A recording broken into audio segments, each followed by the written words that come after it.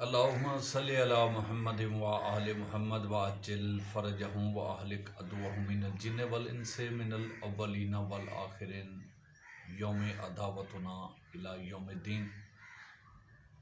آج ہم آپ کے لیے سرکار علی بادشاہ کی ذات اقدس کے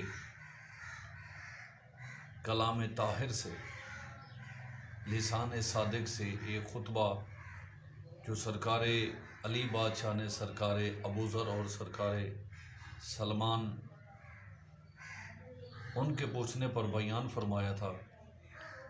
کتاب میرے ہاتھ میں ہے نہج الاسرار، جو سرکار علی بادشاہ کے خطبات عظمیٰ پر مبنی ہے۔ نہایت ہی معرفت و عرفان کی حد درجہ تک اس کتاب میں خطبات ہیں۔ کچھ صاحبان کا یہ کہنا ہے کہ یہ خطبات علی بادشاہ کے نہیں ہیں، تو ایسی بات نہیں ہے۔ اگر کسی انسان کو علی بادشاہ کی فصاحت و بلاغت، توحید کی ذات سے عطا کی ہوئی اس زبان طاہر کہ جس کے لیے خود خداوند کریم کا یہ فرمان اقدس ہے کہ یا علی، آپ کی ذات اقدس کو یا خداوند ذوالجلال خود جانتا ہے یا رسول اکرم جانتے ہیں، تو اگر خطبات کی بندے کو سمجھ نہ آئے تو اس کا معاملہ اپنی جگہ پر ہے، لیکن ایک خطبے کو بالکل اگنور کر دینا یہ کوئی ایمان کا تقاضا نہیں ہے۔ یہ کہہ دینا کہ لو جی یہ روایت ضعیف ہے، اس کا عربی متن بھی موجود ہے، مختلف بک سٹوروں پر یہ کتاب موجود ہے۔ تو اس کا جو خطبہ ہے وہ خطبہ ہے معرفت نورانی، وہ ہم آپ کے حضور پیش کرنے جا رہے ہیں۔ اس کا ترجمہ کچھ یوں ہے کہ بصائر الانوار میں لکھا ہے کہ سلمان اور ابوذر نے سوال کیا کہ یا امیر المومنین، آپ کی معرفت نورانی کیا ہے؟ تو حضرت علیہ الصلوۃ والسلام نے جواب دیا کہ رسول خدا نے فرمایا کہ نورانیت کے ساتھ علی ابن ابی طالب علیہ الصلوۃ والسلام کی معرفت خداوند عز و جل کی معرفت ہے، اور نورانیت کے ساتھ خدا کی معرفت دین خالص ہے۔ تو اس سے آگے یہ عربی سلسلہ شروع ہو جاتا ہے جس کا اردو ترجمہ میں آپ کے حضور پیش کرنے جا رہا ہوں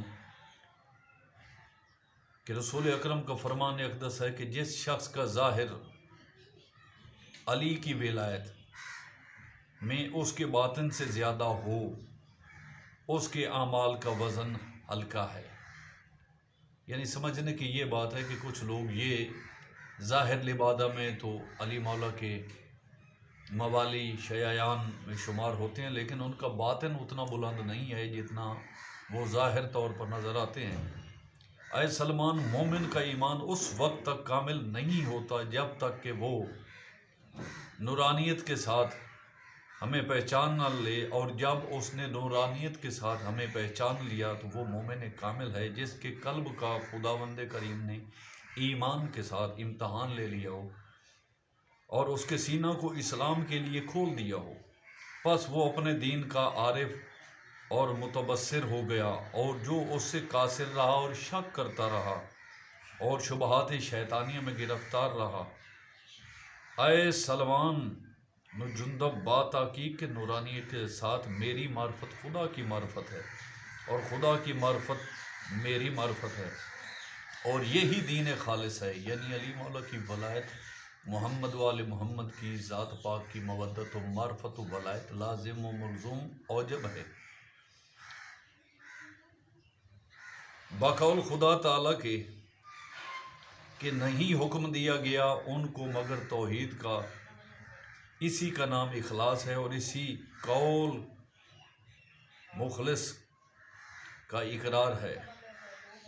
محمد کی نبوت کا اور وہی دین حنیف ہے، اور اس قول کے کہ قائم کرو صلاۃ سے مراد میری ولایت مقصود ہے۔ پس جس نے ہم سے ولا رکھی، ضرور اس نے صلاۃ کو قائم کیا، نماز کو قائم کیا، اور وہ سخت اور دشوار تر منزل ہے۔